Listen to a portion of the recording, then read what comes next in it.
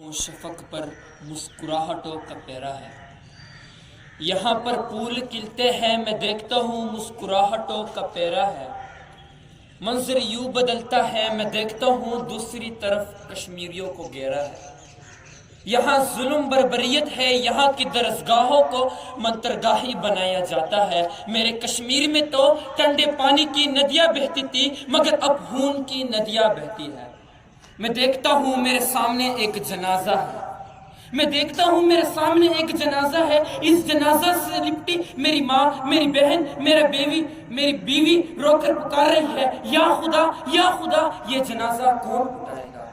مگر جناب صدر، ظلم تو ظلم ہے، بڑھتا ہے تو مٹ جاتا ہے۔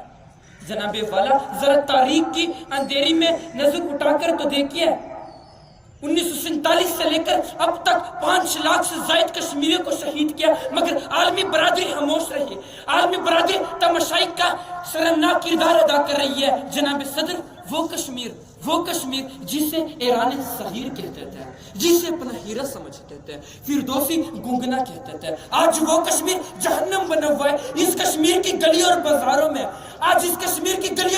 میں خون کی ندیاں بہتی ہے مگر عالمی برادری خاموش ہے۔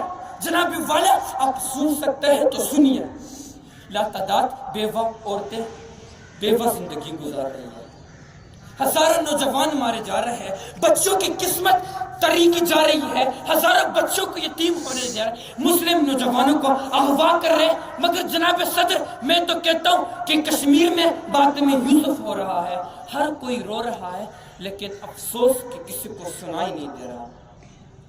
آتی ہے صدا ہو لاشوں سے مسلسل، آتی ہے صدا لاشوں سے مسلسل، انسان کو آواز دو، انسان کہاں ہے؟ جناب صدر، اس وقت کو یاد کیجئے جب سرٹ آپریشن میں بنج گن ہیلی کاپٹر استعمال کرتے تھے، انٹرنیٹ سدیش متعدل کی جا رہی تھی، تعلیمی ادارے بند کیے جا رہے تھے، یہاں تک کہ عالمی برادری کہاں تھی عالمی طاقت ہے؟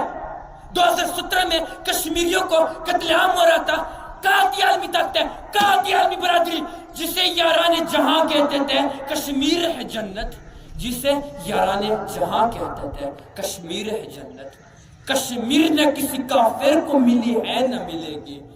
جناب صدر، جب پنج گن ہیلی کاپٹر استعمال کرتے تھے، جب حیران وانی کو شہید کیا، عالمی برادری خاموش رہی، جب مقبول بٹ کو پھانسی دے رہی تھی، عالمی برادری خاموش رہی، جسٹس سفارت دہانی کو شہید کیا، عالمی برادری کہاں تھی عالمی طاقت ہے؟ میں تو کہتا ہوں کہ کشمیر کی لو کی چنٹیں اقوام متحدہ تک پھیلائی جاتی ہے، لیکن افسوس اس بات کا ہے کہ بوند کا قرض جھکانے والا نہیں۔ جناب صدر، جلدی وادیوں میں وقت کے فرعون نے انسانی اغوا کی قیمت مقرر کر دی ہے۔